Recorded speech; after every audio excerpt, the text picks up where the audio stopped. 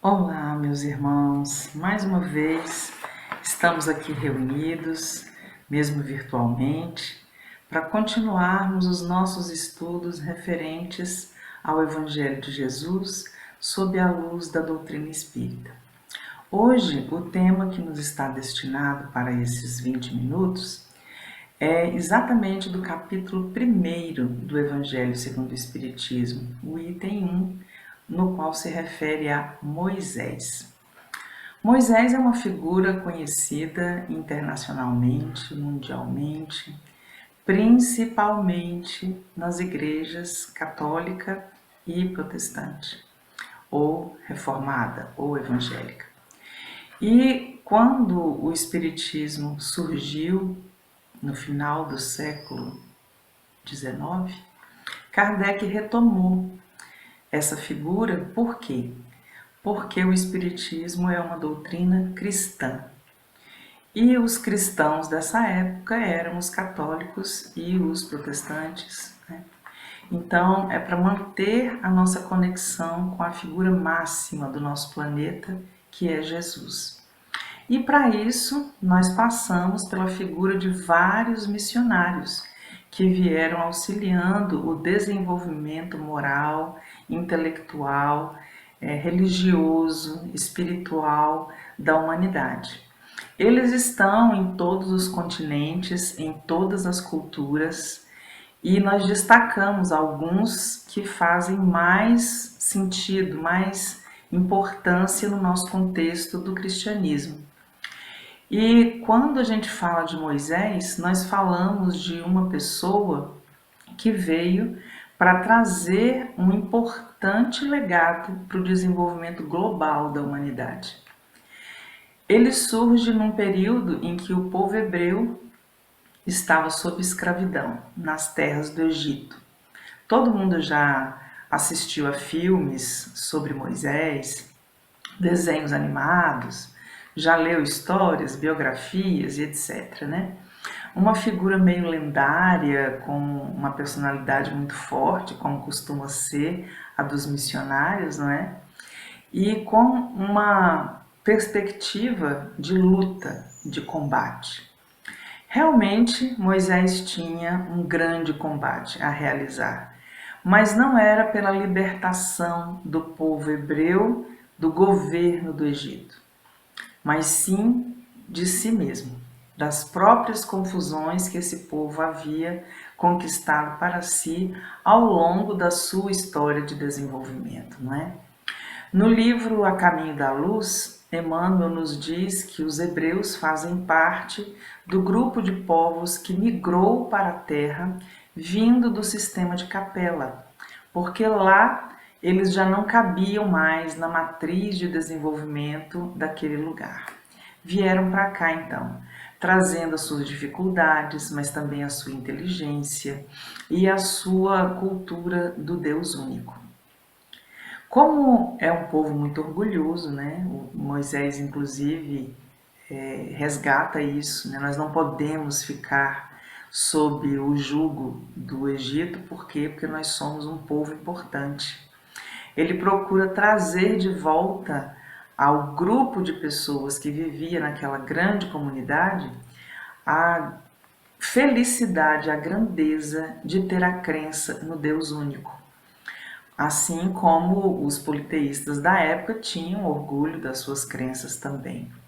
E Moisés faz toda aquela saga que nós já conhecemos, né, das pragas do Egito, de confrontar o faraó, de atravessar o povo no mar e conseguir chegar a um lugar onde eles ficaram confinados por 40 anos até saírem e entrarem de novo em contato com a civilização.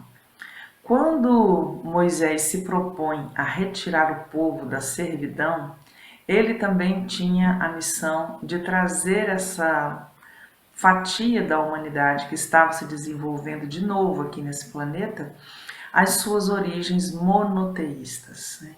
A acreditar que Deus não era picado em trocentas mil partes para ficar sendo um deusinho aqui, uma deusinha ali, uma ninfa.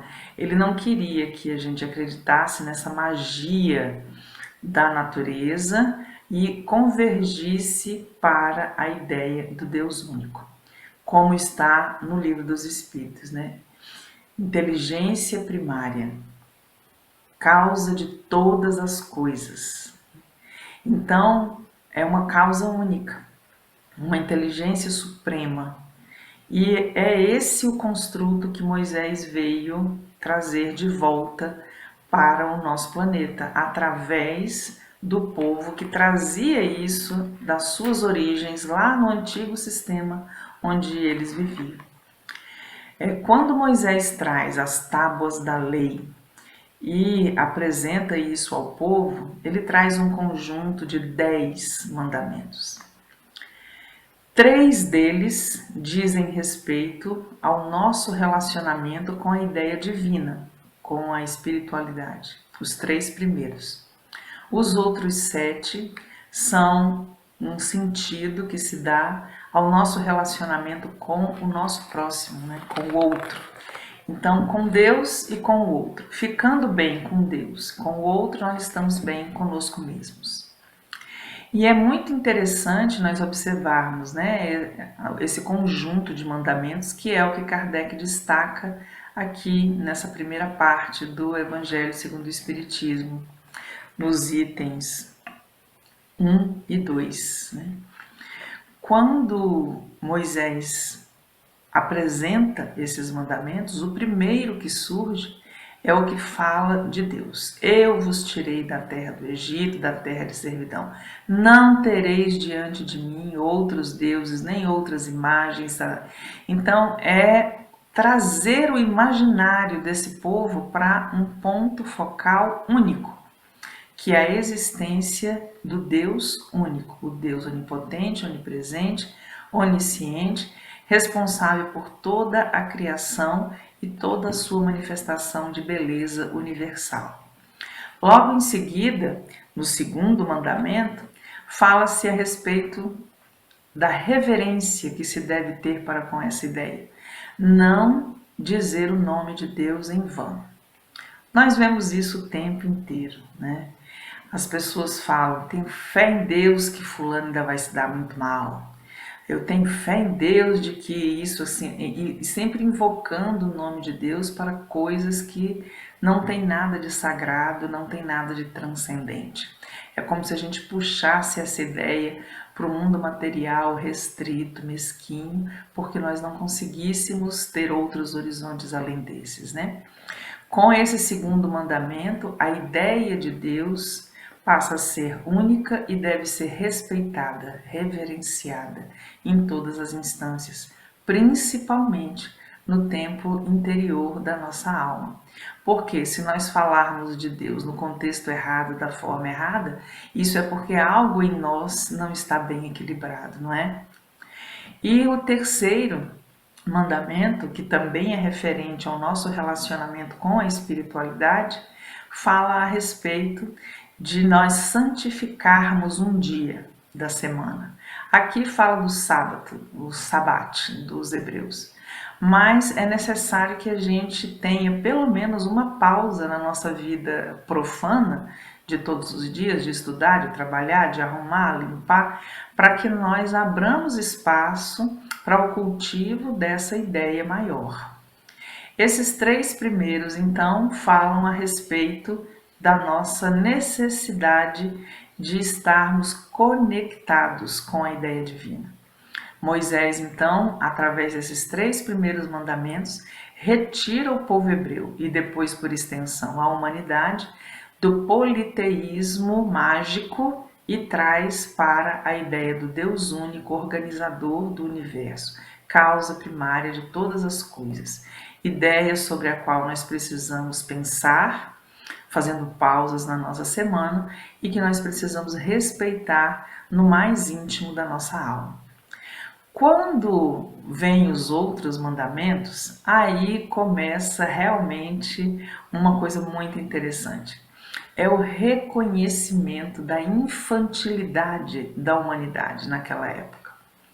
E por que infantilidade? Quando uma criança pequena está começando a mexer nas coisas, né? A pegar os objetos, colocar a mão, andar, tocar, jogar, brincar com aquilo que a rodeia, a palavra que ela mais escuta é o não. Por quê? Porque ela vai pegar uma coisa de vidro, não pode porque é perigoso. Ela vai tocar numa tomada, não pode porque é perigoso. Ela vai se enfiar embaixo de um móvel que tem uma abertura estreita, não pode porque é perigoso. E a criança vai aprendendo a cercear o seu movimento e reconhecendo os perigos. A mesma coisa Moisés faz com os próximos mandamentos, com exceção de um, do qual eu vou falar daqui a pouco. Então ele diz: não matareis, não cometereis adultério, não roubareis, não prestareis falso testemunho, não desejareis a mulher do vosso próximo e não cobiçareis nada que seja do vosso próximo. O único mandamento que ele coloca como afirmativo nesse grupo de 7 é o honrai a vosso pai e a vossa mãe, para viverdes longo tempo na terra que o Senhor vosso Deus vos dará. Isso significa que nós temos aí uma série de interdições que eram proibições aos comportamentos dominantes na época. Todo mundo matava, todo mundo roubava, todo mundo tinha inveja das coisas do outro, ia lá e tomava, se praticava adultério. Então existia uma série de comportamentos que precisavam ser cerceados pela palavra não. Não faça isso. Dá um stop. Seu desenvolvimento moral e espiritual não vai continuar se você fizer dessa forma. Então é como se Moisés dissesse: pare de fazer o que está errado. Era para a gente interromper esse ciclo e daí começar uma nova etapa na nossa vida. E por que ele não falou? Não maltrate seu pai, não faça. Porque mesmo as crianças precisam ter cuidado com seus pais. Precisam reverenciar isso, né? Cuidar dessa relação. Eu não conheço ninguém, sinceramente, não conheço ninguém que tenha problemas com os relacionamentos com seu pai e sua mãe e que seja uma pessoa feliz. Não conheço. Então, quando nós estamos falando de honrar pai e mãe, de trazer para eles todo o bem-estar que nós podemos trazer, se trata também de nós nos reconciliarmos com todos os conflitos que nós já pudéssemos ter com relação a essas figuras.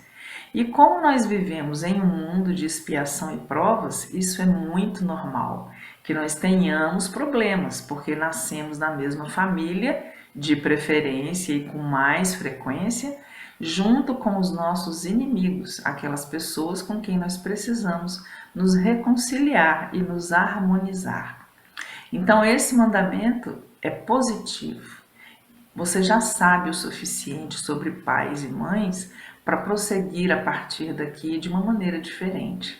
Então, não existe não na redação desse quarto mandamento, mas é uma redação positiva, fazendo com que nós tenhamos consciência de que cuidar dessas pessoas, da ideia de autoridade, de amor, de afeto que elas significam, é muito importante, eu diria mesmo fundamental, para que nós tenhamos um bom desenvolvimento no nosso todo, como pessoas, como profissionais, como religiosos, como cidadãos. A gente vê muitas vezes os transgressores da lei enfrentando problemas gigantescos com suas famílias. Não têm afeto, não receberam carinho por parte de seus familiares mais próximos, especialmente pai e mãe. Nós temos as pessoas que não conseguem maturidade suficiente para permanecer em relacionamentos saudáveis, construir esses relacionamentos saudáveis. E tudo isso ligado à questão do relacionamento profundo com as figuras materna e paterna e aquilo que elas trazem consigo. Então, nesse conjunto que Moisés revela ao povo hebreu, ele traz guias de relacionamento para nós. São os nossos relacionamentos com os outros, nesse grupo de 7 mandamentos, né, do terceiro, não, do quarto ao 10º, e os 3 primeiros, o nosso relacionamento com Deus, com a espiritualidade. Se nós não conseguirmos fazer esse relacionamento bidirecional, nós ficamos perdidos no meio da nossa trilha evolutiva. Ficamos girando em círculos viciosos, sem conseguir ascender, sem conseguir mudar de padrão. E isso é muito ruim. Por quê? Porque a gente vai ficar estacionado, né, na nossa espiral evolutiva, e isso significa que nós vamos gastar mais tempo sendo infelizes do que ditosos, né, o que não é bem a nossa escolha melhor. Quando Moisés traz esse conjunto de mandamentos, ele estava aqui falando a respeito do que toca a nossa alma, porque a evolução verdadeira não está ligada às coisas da matéria, mas à maneira como a minha alma, como eu, como espírito imortal, me comporto diante das coisas. Quando nós temos dificuldades em nos relacionar com a ideia da espiritualidade, o nosso fator transcendente está prejudicado. E o ser humano não cabe somente dentro da roupa da matéria. Ele precisa desse eixo vertical, que se manifesta no trabalho voluntário, na gratuidade das coisas que a gente faz, no respeito ao meio ambiente, na reverência às coisas que nós não compreendemos, na busca honesta pelo conhecimento. Nós precisamos cultivar a ideia de que algo maior nos envolve, nos coordena, nos ampara, para que nós nos sintamos mais tranquilos, menos turbulentos nesse momento evolutivo que nós estamos passando neste planeta. Todas as outras coisas que Moisés coloca nesse grupo de 10 mandamentos, além dos 3 primeiros, fala de como nós devemos nos comportar para com o nosso próximo. Ele é tão espírito imortal quanto eu, tão alma imortal quanto eu.